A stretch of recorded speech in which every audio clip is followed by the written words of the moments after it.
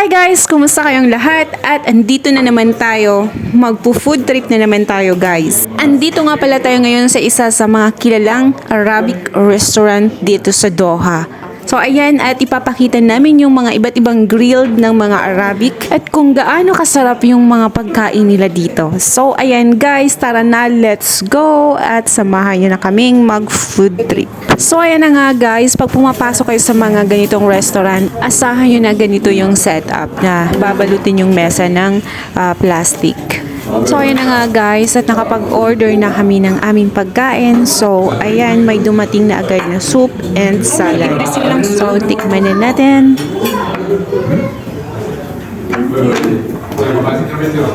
Ayan.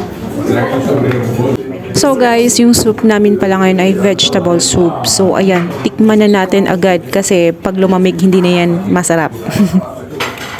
Sarap yung sibuyas na.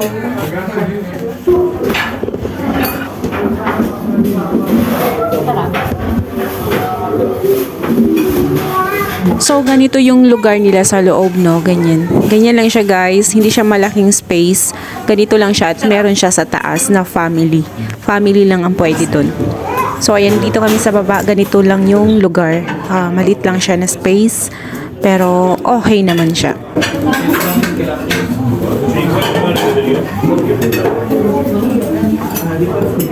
Tingnan mo, so yummy. Ayan, sobrang sarap niya. Sarap. Ayan na nga at na-ready na ng aking partner yung plate dahil alam niya darating na yung aming order na main course. Ayan. Wow. Ayan yung order niya, yung mutton mandi. And for me is ayan yung mixed grill, half mixed grill. Yan yung grill nila dito sa atin barbecue. So ayan, tingnan nyo oh. Ayan, tinapa yung partner niya at saka may french fries. And yung sauce niya nga pala niyan guys ay garlic mayo. Ayan. So ito yung sauce para sa mandi moton. Moton mandi. Ayan, hindi ko alam kung ano.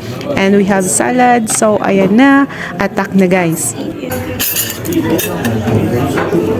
Yung sarap.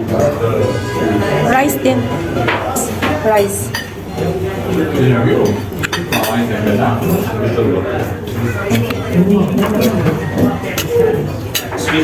Ito palang mandi moton ay same lang din po to nung in-order namin nung nakaraan kasi ito po yung favorite ng aking partner. So hindi siya nawawala kahit saan kami pumuntang Arabic food, Arabic restaurant.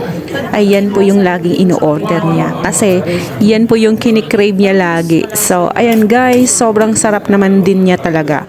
Try natin yung moton ni Daddy na in-order. So ayan, sobrang sarap din naman talaga niya. Tingnan nyo, sobrang lambot.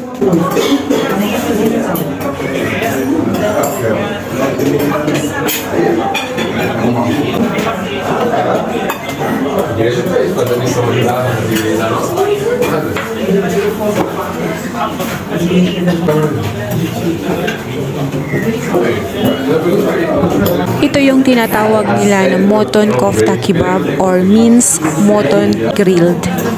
Ito yung meat kebab or moton kebab or moton grilled. Tapos, ayan yung partner niya, garlic mayo. Ayan, sobrang sarap guys.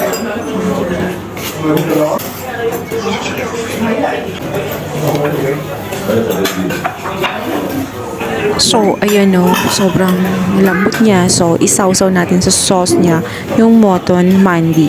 Sobrang sarap niyang paggagawa guys. Hindi ko alam kung paano nila niluto. So sobra talaga, sigurong babad na babad to o pinakuluan kasi wala siyang amoy at sobrang lambot po ng meat.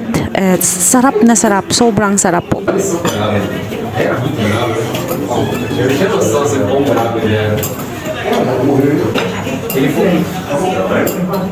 Ele voltou para o time do último volta. Você tem que fazer para ganhar um Super Bowl.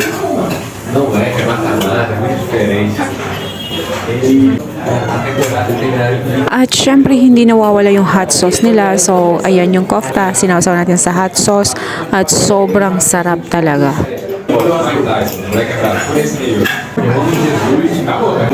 Ele postou um vídeo. Aí o cara levou uma coisa de presidente, Ito yung kofta de judge or minced chicken grilled. So, for the meantime, hindi muna ako kumakain ng chicken kasi nga there's something wrong with me and ayan na nga guys. So, meat lang po yung kinakain natin. So, ayan. At ito yun din yung tinapay na sobrang napakasarap, napakalambot. At masarap siya i-partner din sa mga karne, mga hummus, mga ganyan, mga garlic mayo. Ayan, sobrang sarap niya guys. Tapos lagyan mo ng salad. And then with meat, ayan, sobrang sarap at sulit at di mo na kailangang mag-rice. Ayan guys, sobrang sarap talaga.